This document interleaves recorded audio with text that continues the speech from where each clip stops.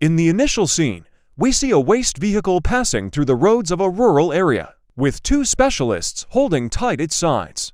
A previous trooper named Lawson living in a similar region is shocked by the early morning appearance of the dump truck. Believing that the timetable has been transformed, he swiftly gets up and surges outside with his junk. As he moves toward the dump truck, the two men uncover themselves as professional killers, who then take out their small Uzis and firearm Lawson down to death. Later on, one of the professional killers, Cook, is found in a vehicle sales center. The proprietor, who is likewise a military veteran, is informing him about the vehicles. Not long later, Cook moves inside a vehicle and drives away, in its subsequent to running over the proprietor. He then, at that point, continues to a harbor where he watches out for a mariner named Bennett, who is another previous armed force part. When Bennett withdraws in his towing boat, Cook enacts a far-off gadget, making the whole boat explode. The scene then, at that point, slices to a previous U.S. Armed Force Unique Powers part named Colonel John Network,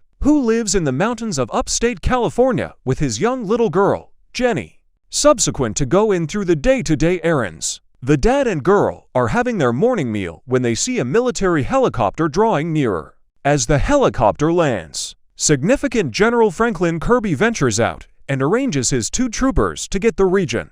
Franklin then, at that point, meets John and illuminates him that there is an issue. The wide range of various individuals from his previous unit have been killed by obscure hired fighters, and John's life is likewise at serious risk to guarantee he and his little girl's security. Franklin abandons his officers. Minutes after the significant general withdraws, a gathering of shooters dispatches an assault on the segregated home, bringing about the passings of the two warriors. John some way or another figures out how to get his little girl and seeks shelter inside the house. He educates his daughter to conceal in her room while he hurries to the shed to recover his rifle. Outfitted and prepared, John gets back to Jenny's room, just to be gone up against by another professional killer named Diaz.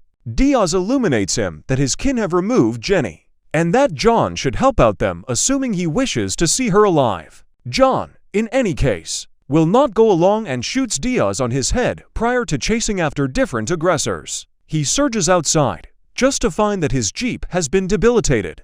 In spite of this misfortune, he pushes the vehicle down a slope and uses its energy to pursue the assailants. He figures out how to catch one of their vehicles. Yet a gathering of furnished men overwhelm him prior to sedating him. Some time later, John recaptures his cognizance and ends up in a room binded to a table. Causing him a deep sense of shock, he is welcomed by Bennett, who had been believed to be killed in the towing boat blast. Incidentally, Bennett is the one behind that large number of killings and had faked his own passing to clear out Franklin and John.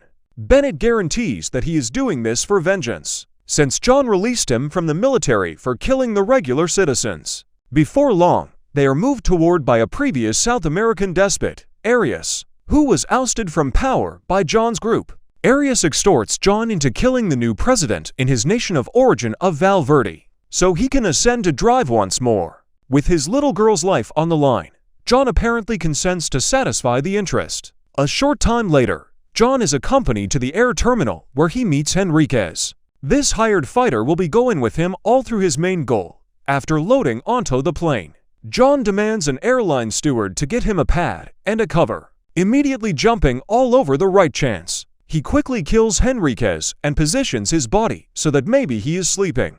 John then, at that point, continues to the plane's freight hold and hops from the plane comparably. It's taking off. It's an 11-hour flight, and that implies that John has 11 hours to track down Arias and free his little girl. His most memorable lead carries him to Contaminate, one of Arias' men, who had come to drop him off at the air terminal prior. Contaminate is as of now seen conversing with Arias on the telephone, illuminating him regarding the flight's takeoff. After the call, he heads to his vehicle, uninformed that John is following him.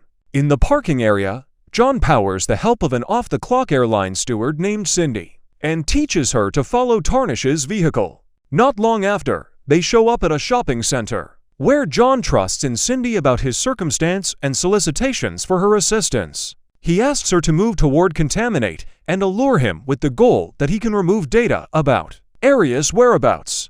In spite of the fact that Cindy at first claims to be helpful, she at last reports John to a shopping center safety officer, tending to him as a ruffian.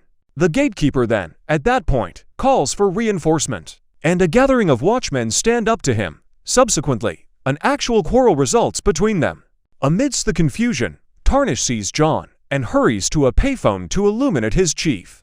Be that as it may, not long before he can settle on the decision, John rips off the wires and obliterates the whole telephone stall. The safety officers then, at that point, encompass John, acquiring Soil sufficient opportunity to take off. In any case, in spite of this, he fends them off and pursues Soil. One of the watchmen attempts to shoot him, however Cindy, who has understood her error, pushes him down the steps prior to escaping.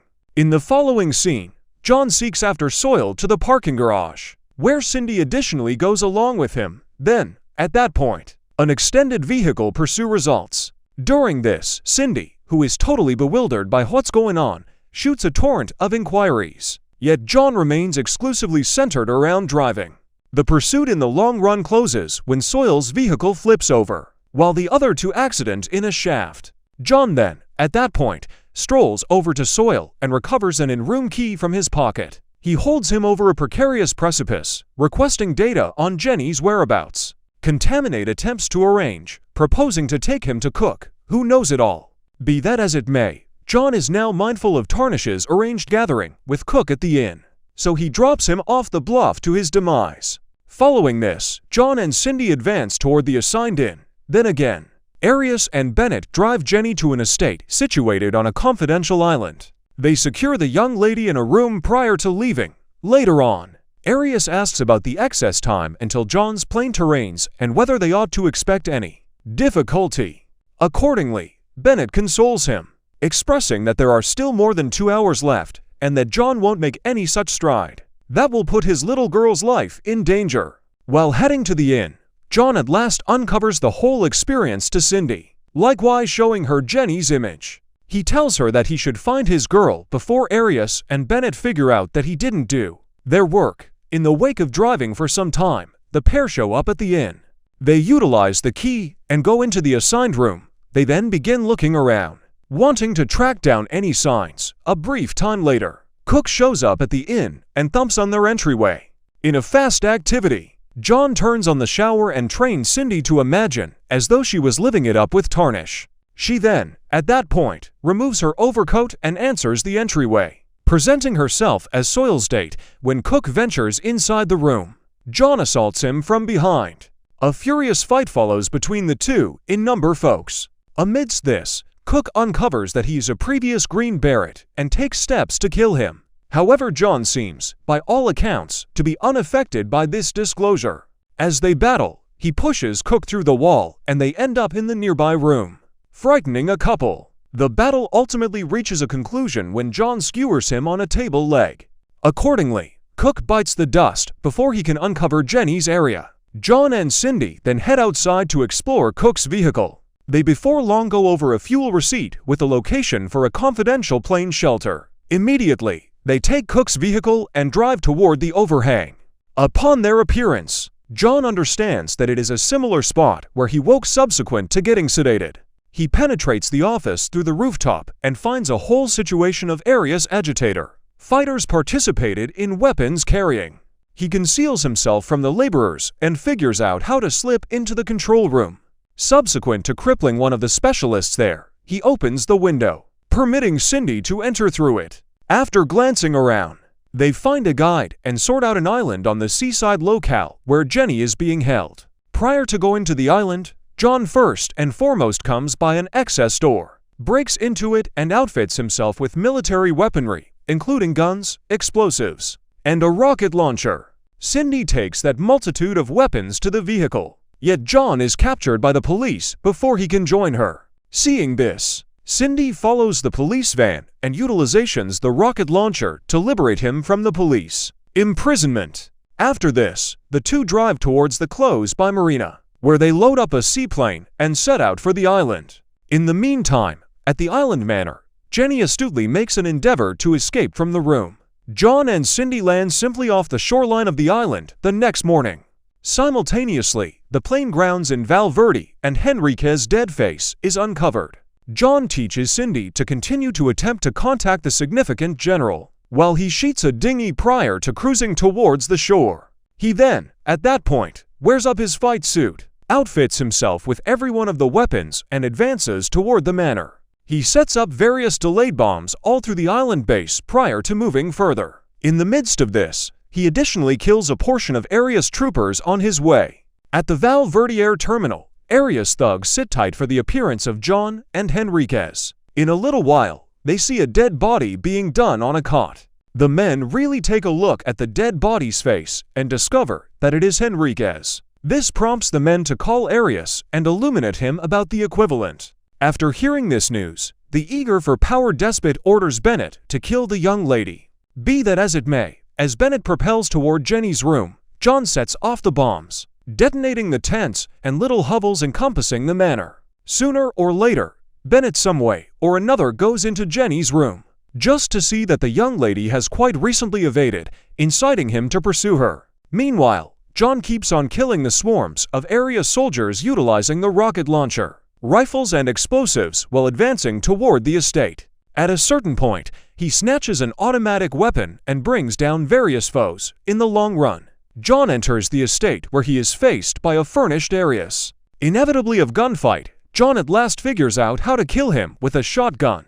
Then again, Bennett follows the little kid to the cellar and catches her. Simultaneously, John hears his girl shout and hurries to her guide. He at last tracks them down. Yet Bennett unexpectedly starts shooting, and a shot enters his right shoulder. Notwithstanding the injury, John insults Bennett to a blade duel, a test that the last option acknowledges. Furthermore, after an extensive and extraordinary battle between the two previous friends, John at last kills Bennett by throwing a steam pipe into his chest. At long last completion the fight. In the fallout, significant General Franklin shows up at the scene and notification John leaving with his little girl. He then stretches out a proposal for John to rejoin his commando unit. In any case, our legend declines the proposition expressing no chance. The film closes as John leaves the island on board the seaplane with Jenny and Cindy.